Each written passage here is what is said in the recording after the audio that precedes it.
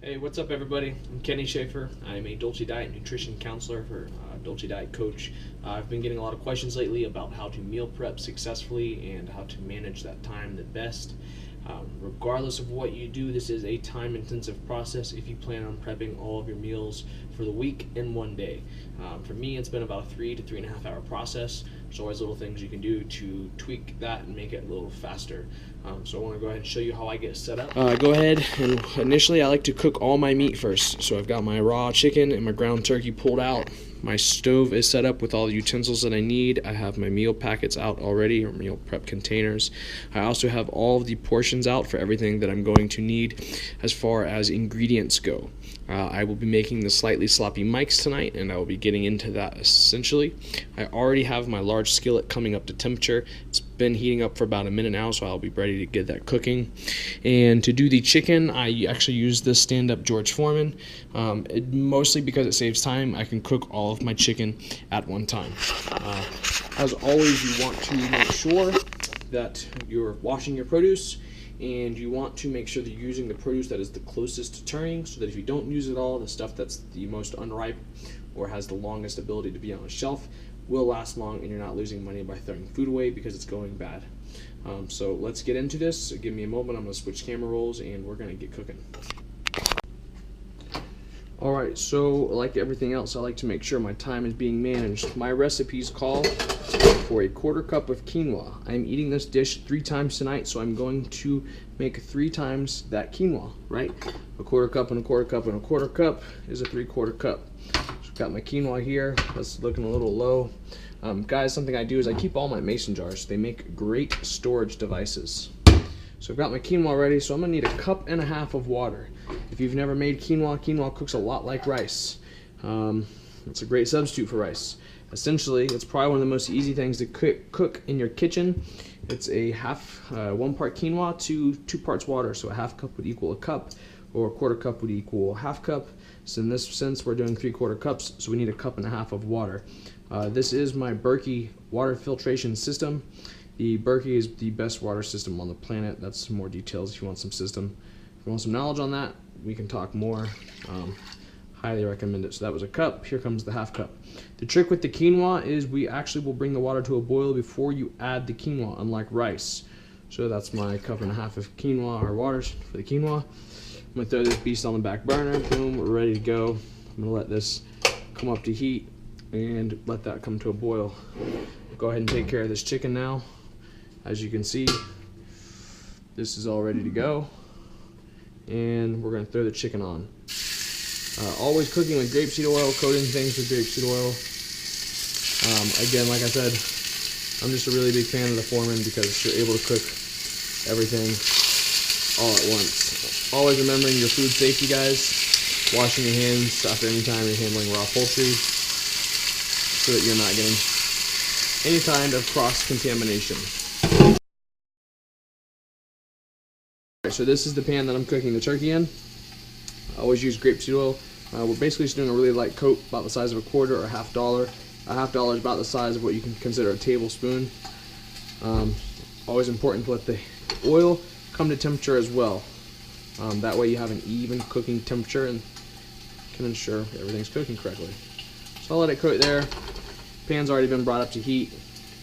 So while I'm letting the oil heat up, I'm going to go ahead and mitigate some time here and get myself prepped for the quinoa. Quinoa is a 3/4 cup.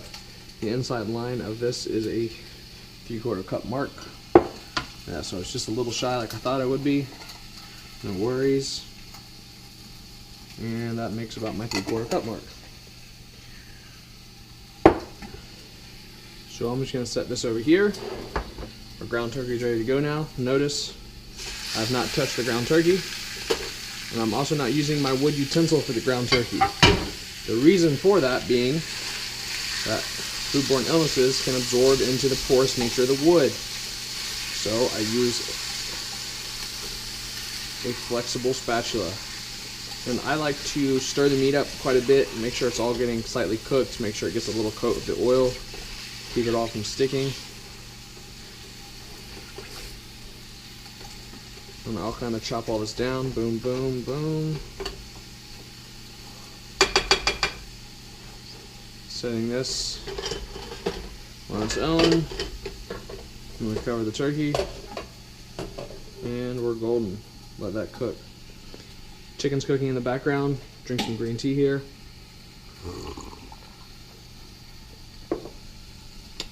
Alright guys, so my recipe calls for a clove of garlic in each recipe. Notice I have 3 bowls out, 1, 2, 3. I like to prep all of my food at once versus making one meal at a time. And I also like to prep all ingredients at once. So I'll do all the garlic, and then I'll do all the peppers, then I'll do all the onions, and etc., so on and so on. With the garlic, it's really up to your preference. If you want to cut it thin or cut it thick, chop it up. I'm a big fan of garlic. I don't really mind if it's not completely done. Garlic does burn easy as well, so keep that in mind. So that was one thing of garlic. It's going right into the bowl.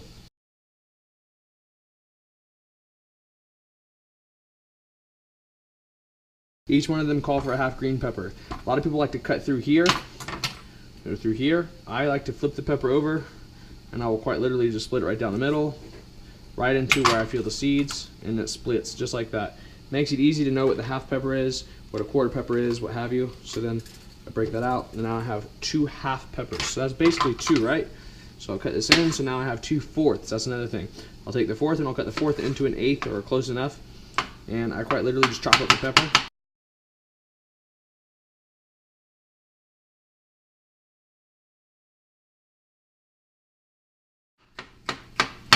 Our water has come to a boil, so now we add the quinoa. Something I like to mention is make sure that quinoa gets nice and stirred. I'm going to use the handle here. The quinoa can stay into clumps. Now once you add the quinoa, it's important to bring your temperature back down to a 2 or basically 2 or a light simmer. Quinoa does burn quickly. It should take about 15 minutes to cook. So now basically we're done with the quinoa. I'm going to take a brief moment, go flip our chicken.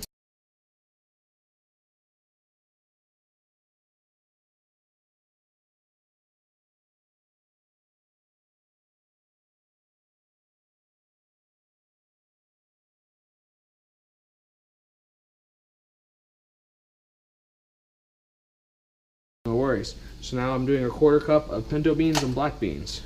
I already opened these and drained these. So my quarter cup, being aware you're not going a heaping quarter cup, you just want to get to that quarter cup mark and you're done. And now I need a quarter cup of black beans, same thing. Break this off. Bing, bada, boom. Quarter cup,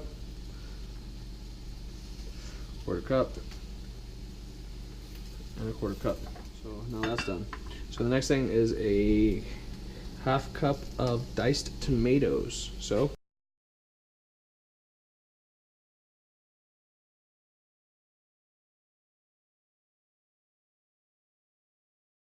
I'm gonna go ahead and check this turkey. It looks like we got that going pretty good. So we'll go ahead and turn this off. That turkey, if you ask me, is done or close enough to it. I'm gonna set this here on the sink. So what I'll do for the turkey now is have another bowl. I'm gonna take this turkey out, boom. I'm setting it off to the side. The idea is you're cooking this turkey again, it's gonna be added back into the chili. So even if it's a little underdone, no worries, right? Because they're gonna get cooked some more.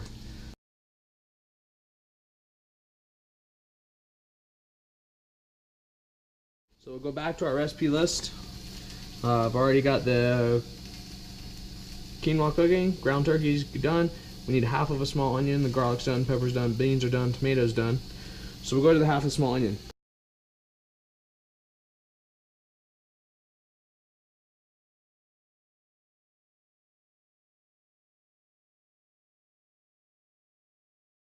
Alright, right back at it. I pulled the chicken off. We got the chicken sitting over here. I did just cut a couple pieces. I always double check to make sure my chicken's done. Quinoa's coming to an end here. You can still hear it sizzling a little bit, so we know it's got just a tad longer. You're really not supposed to mix the quinoa, but if you want to, just to double check yourself, just take the lid off. Just kind of make sure it's not sticking. You see, I can tell there's just a little bit more water down here at the bottom. But for the most part, this quinoa is done, so I'm actually just going to go ahead and take it off the heat. I'm glad I checked it anyhow, so just take it off. We leave the quinoa uncovered. Again, I'm going to set this lid over here out of the way. I have all 3 of these pans coming to heat now. they've got a moment or two. So we've got the onion, we've got our tomatoes, the peppers, everything that we need for that ingredient list. Everything else that comes is going to be our sauces here. Worcestershire sauce, the spicy mustard, the salt, the pepper, and the jalapeno. I like to add the jalapeno at the end. I like the jalapeno to be raw and spicy. Personal preference, excuse me, I have the hiccups. So guys, you see how quickly we already almost have 3 meals done. It's only been about 20 minutes into this process, and we're doing good. So no more moisture on this means it's probably come to heat, come to heat, come to heat. Again, we're just doing a light layer. Feel free to measure this, right? You can do a half tablespoon or a tablespoon. As a matter of fact, I'll just go ahead and show you what I mean. So just to give you a demonstration, here's a half tablespoon. All right, so this is gonna be that little boop. There you go. It's about really all you need. Just to give you a visual idea. Right about there, right? Tablespoon's just a little bit bigger, like a $1/2. But really, it's not really necessary with the veggies, especially with the tomatoes going in to get cooked down. It's just a little process. Essentially just looking for enough to coat the pan to keep things from sticking. As always, we brought the pan to temperature. We're going to make sure the oil gets nice and coated. I just like to move the pan around.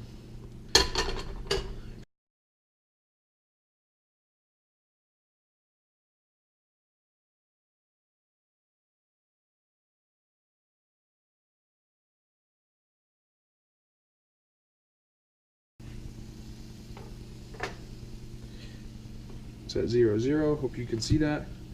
And I'll literally just place my turkey over. Boom.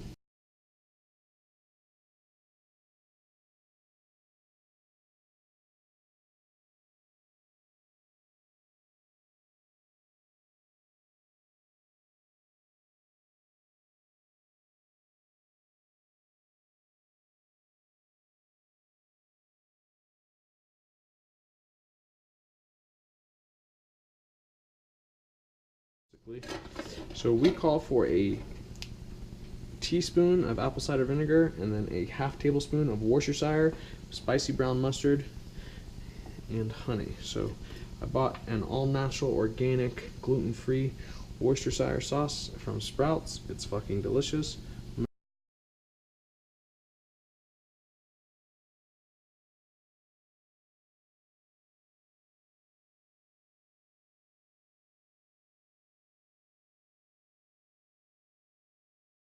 So now we're ready for the meat on this one. We've already portioned everything out. It's my 5 ounces right there.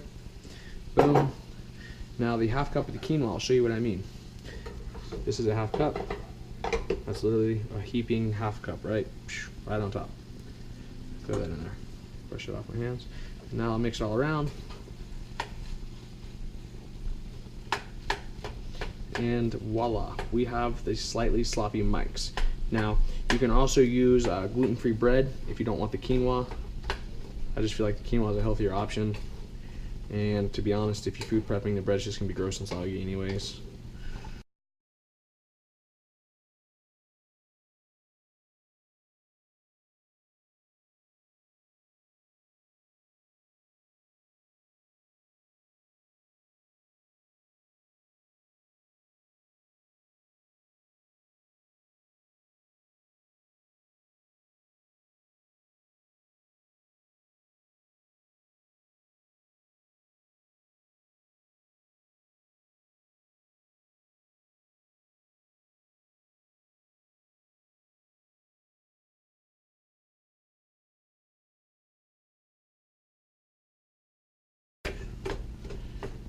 And as a matter of fact, you guys got this now, so I'm going to go ahead and turn the camera off, save my battery, and I'll catch you on the flip side. Guys, round 2. I am making my cranberry cashew salad. Don't have cranberries, so I'll be substituting raisins. The recipe calls for 2 large handfuls of spinach that I've portioned out here already, right? Boom, boom. I'm using some spinach for another recipe that I'll be getting into. The spinach is soaked or been washed already. I like to give it a cold water soak just to increase the shelf life of it. And also just to make sure there's no other grime or anything on it. One thing I do want to point out, guys, is when you're buying organic spinach, the dirt likes to clump up into the leaf and the rind and down here at the base. The base, this purple stuff right here, we're not going to eat that. That gets twisted off and thrown away. Just for understanding that. So with the spinach, if I'm making a salad, Drain that extra water out. I like to chop my spinach up so that's easy to eat. So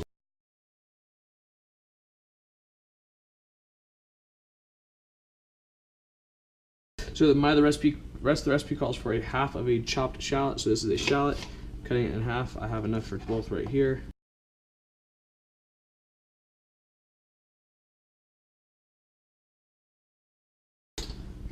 Quarter cup of cashews for each one. Again, we're not going to a heaping cup. There's a quarter cup. Now the half cup of raisins. Oops.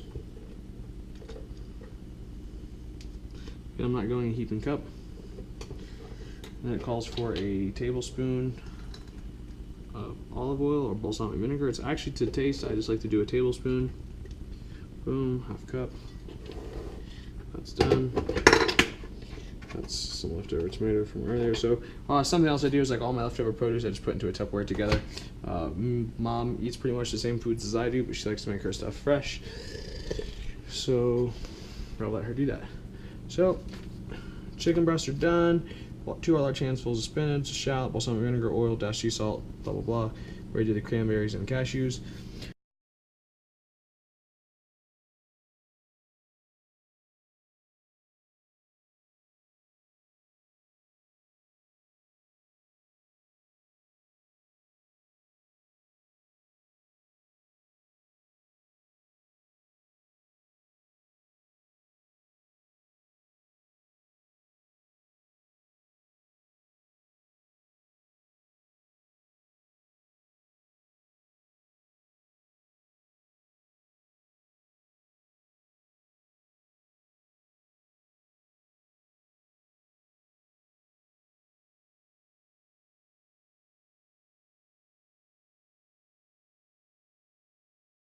By the way, these Fit Packer brand food containers are fucking awesome. I got them off Amazon. You get 16 of them for like 18 bucks, and they actually throw in a free packet or a free one, so you get 17 for 18 bucks. And if you got Amazon Prime, you don't pay shipping, so you're basically paying $1 a fucking pack. And they're gangster as fuck.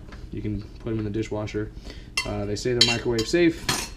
Obviously, I'm not a fan of the microwave. Cooking all the nutrition away. You shouldn't ever throw anything in the microwave. If you really want food to be warm that bad, throw it into a skillet, throw it in the oven. Don't be a little bitch, as I like to say.